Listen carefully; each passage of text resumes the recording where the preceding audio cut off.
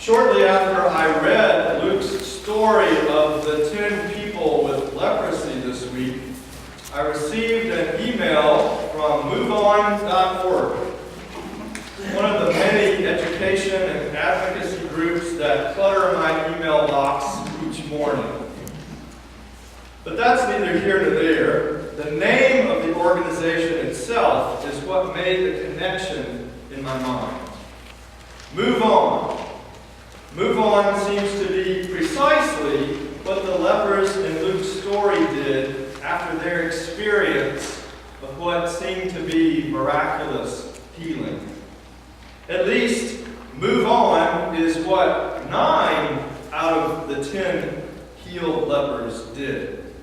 They moved on with their lives, attempting to reestablish themselves and their families, in their religious communities, and in their trades. At least that's what I imagine them doing.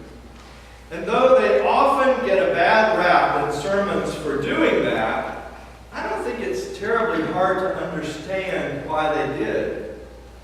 Like others infected with an incurable, contagious disease in that ancient culture and time, lepers were feared and they were quarantined, banished to the margins of community, literally physically pushed outside of families and communities and villages to fend for themselves in gerrymandered communes on edges of towns, to live separately with others like themselves.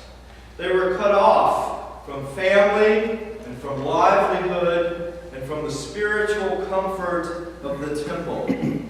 It was a miserable life. So when Jesus dared to approach them, at least not to run from them when they appeared, and then send them off to the local priest to be officially declared clean, healed, done with disease, they must have been dumbfounded and disoriented and ecstatic beyond belief. They could think of nothing but getting home. Getting home to be held. They probably hadn't been held in years. And loved and be normal again. So they all rushed off, except one.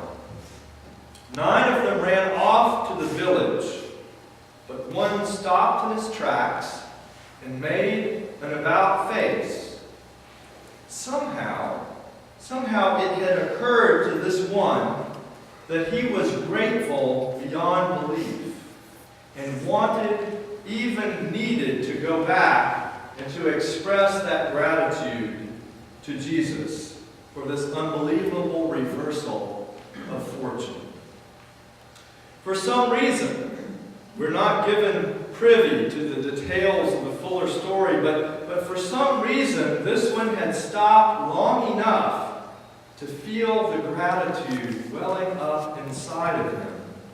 A sense of gratitude that cried out to find its fulfillment in saying thank you to the one from whom he perceived the gift had come.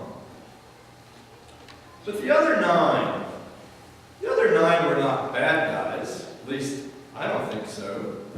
Perhaps they were just overwhelmed by the change and ready to move on, ready to move back into life as it had been, the life they'd been yearning for so long. Who could blame them for that? It's easy to overlook a kindness, no matter how great, especially when the opportunity to move forward into a whole new life presents itself. In his humorous and poignant remembrance, Kindness Bestowed, Quaker pastor and storyteller Philip Gulley talks about the very things raised in this story. Right before I was born, he writes, my parents bought a house on Martin Drive in one of our town's first subdivisions. No front porch, no trees, just a cookie-cutter box on a postage stamp lawn. Still, the neighborhood had its charm. We lived next door to Mark Nickerson, the town's oddest child. Mark would eat dirt out of our flower beds. He'd come home from school, his mouth ringed with white dust from gnawing on chalk. Mom said Mark was probably lacking something in his diet. Though his diet seemed fine to me. Every morning his mother fed him cupcakes and Coke. I would stand at their front porch, peering through the screen door, imploring them to invite me in for breakfast. Gully goes on to describe more of his odd neighbors who, in their own way, offered kindness to one another. There was Mr. Wright, who would invite neighbors over for turtle soup whenever he caught a snapping turtle wandering through his yard. Or Mr. Bolton, who would back his car out of his garage, set up a reel-to-reel and screen, and create a neighborhood movie theater and show cartoons to all the kids who lived on the street. Reading Gully's memories brought some memories of my own back to mind. Like the chain-smoking elderly lady who lived at the end of our court, who kept all her curtains drawn and never came out, except at Christmas, when she delivered a hand-knitted Kleenex box to each family on the cul-de-sac. Or Ginger, the overweight, white and tan Cocker Spaniel next door, who would patiently listen to me expound my deepest concerns about my life as we sat together on the curb in front of her house on sunny afternoons. Or in college, the giant oak tree and stars manifold in the sky that comforted and embraced me one dark night on campus when I felt oh so isolated and alone. Or the people of the tiny town of Calypso, North Carolina, where I began my work as a young pastor at the Calypso Presbyterian Church. When I received the news one afternoon that a beloved member of our youth group had just been killed in a car accident, I found all 600 residents of the town already gathered at her parents' house and spread out onto the lawn when I arrived to offer comfort. The hugs of that community meant more to that family, I'm sure, than any words I could have offered. So I just added my tearful hugs to theirs. I remember the night that I sat on the side of Highway 55 between Cary and Durham in my little tan Toyota Tercel after having taken my daughter Abby back to her mother's.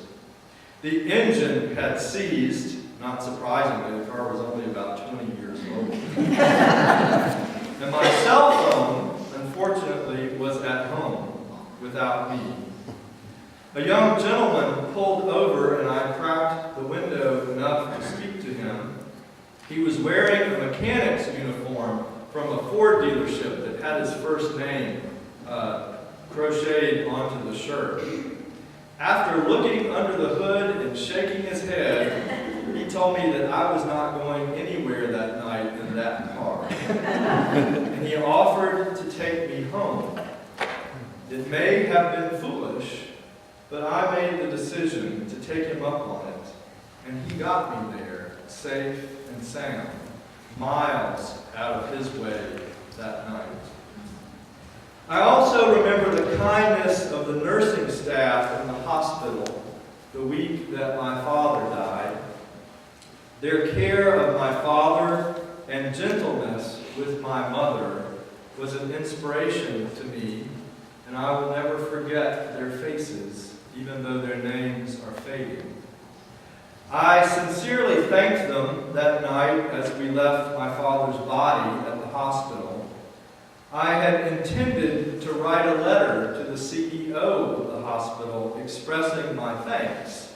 I'm sure they so often get good news about their staffs, it's easier to write letters about things that have gone wrong. But life moved on, and I didn't ever take the time to do it. As I say it now, it's never too late. It's tempting, isn't it? It's tempting in our transient, fast-paced world to believe that simple human kindness is a thing of the past. So much so that we perhaps have even stopped looking for it around us. But in my life, I've lived in 15, I counted, different communities. And they've all been mostly in the South, but also in other parts of the country.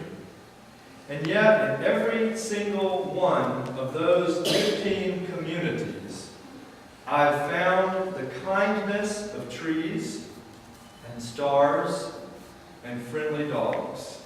I found the kindness of neighbors who were quirky and strange. I wasn't, of course. And I found the kindness of strangers whose unique quirks I had no time to discover for myself.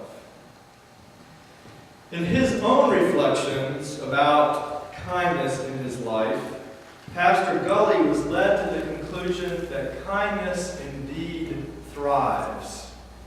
It's awareness that's on the wane.